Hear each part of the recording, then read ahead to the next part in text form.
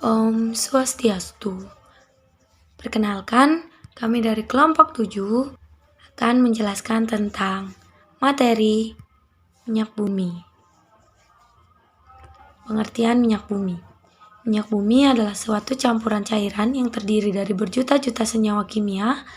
Paling banyak adalah senyawa hidrokarbon.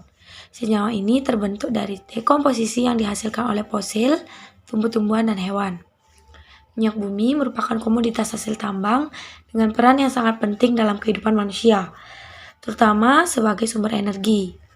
Bahan bakar mulai dari LPG, bensin, solar hingga kerosin, serta material seperti lilin parafin dan aspal, serta berbagai reagen kimia yang dibutuhkan untuk pembuatan plastik, karet sintetis, deterjen, obat-obatan, dan lainnya dihasilkan dari minyak bumi. Proses pembuatan minyak bumi.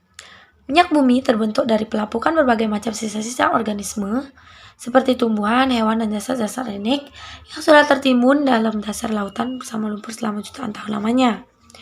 Lumpur tersebut akan berubah menjadi berbagai batuan sedimen yang berpori, sedangkan sisa-sisa organisme akan bergerak ke tempat yang tekanannya rendah, terkumpul pada sebuah daerah perangkap, yaitu batuan kedap. Komposisi minyak bumi. Minyak bumi adalah campuran kompleks yang sebagian besar sekitar 90% hingga 97% terdiri dari senyawa hidrokarbon. Hidrokarbon yang terkandung dalam minyak bumi terutama adalah alkana, sedangkan sisanya adalah sikloalkana, alkena, alkuna, dan senyawa aromatik.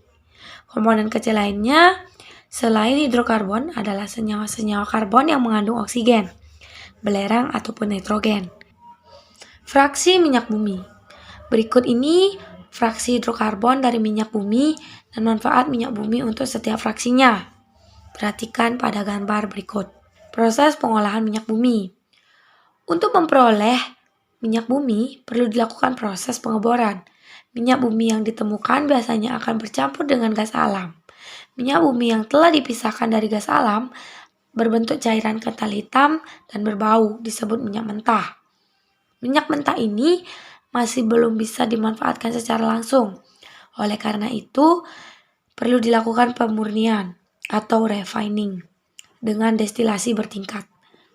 Prinsip destilasi ini adalah pemisahan komponen-komponen campuran berdasarkan perbedaan titik didih sehingga diperoleh berkelompok-kelompok komponen dalam rentang titik didih tertentu yang disebut fraksi-fraksi. Dampak pembakaran bahan bakar. Gas karbon dioksida atau CO2 merupakan gas rumah kaca yang dapat menyebabkan terjadinya pemanasan global. Sedangkan gas karbon monoksida akan berikatan dengan hemoglobin sehingga mengganggu fungsi hemoglobin dalam mengikat oksigen. Akibatnya, pada kadar tertentu dapat menyebabkan kematian. Sementara itu, jelaga merupakan serbuk halus dari karbon C yang jika terhirup dapat merusak alat pernapasan. Selain gas karbon dioksida dan karbon monoksida, dampak pembakaran bahan bakar dalam mesin kendaraan bermotor dapat menghasilkan gas belerang dioksida SO2 karena di dalam minyak bumi terdapat senyawa belerang, serta gas oksida nitrogen NOx karena untuk membakar bahan bakar bensin dalam mesin digunakan udara sebagai sumber oksigen dan udara mengandung gas nitrogen. Gas oksida nitrogen dalam kadar tinggi dapat menyebabkan iritasi pada mata sehingga menyebabkan mata perih dan merah. Selain itu, dampak pembakaran bahan bakar yang menghasilkan gas oksida nitrogen merupakan salah satu gas penyebab terjadinya efek rumah kaca (greenhouse effect) yang berdampak pada pemanasan global, peningkatan suhu bumi. Kegunaan dan komposisi senyawa hidrokarbon dalam kehidupan sehari-hari. Senyawa-senyawa adalah senyawa kimia organik. Senyawa terdiri dari unsur atom karbon C dan hidrogen H. Senyawa ini terbentuk dari inti atom karbon yang memiliki 4 elektron valensi. Nah, 4 elektron valensi ini akan berkaitan dengan elektron valensi dari atom lain atau sejenis dengan kovalen. Contoh dari bahaya-bahaya adalah gas metana yang memiliki rumus kimia CH4. Senyawa dapat membuat menjadi 3 jenis, yaitu senyawa berbahaya alifatik, aromatik, dan alisiklik.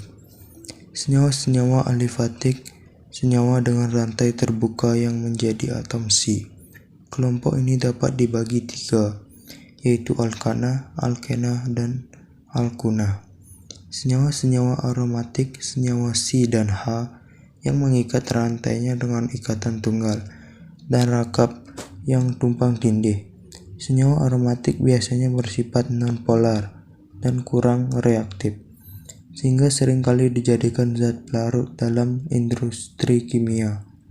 Contoh senyawa aromatik adalah koronene C4H12, heksahelisene C26H6, atau benzene C6H6.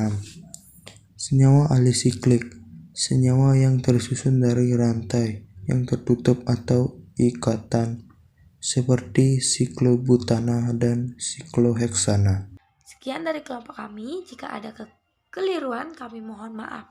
Om Santi Santi Santi Om.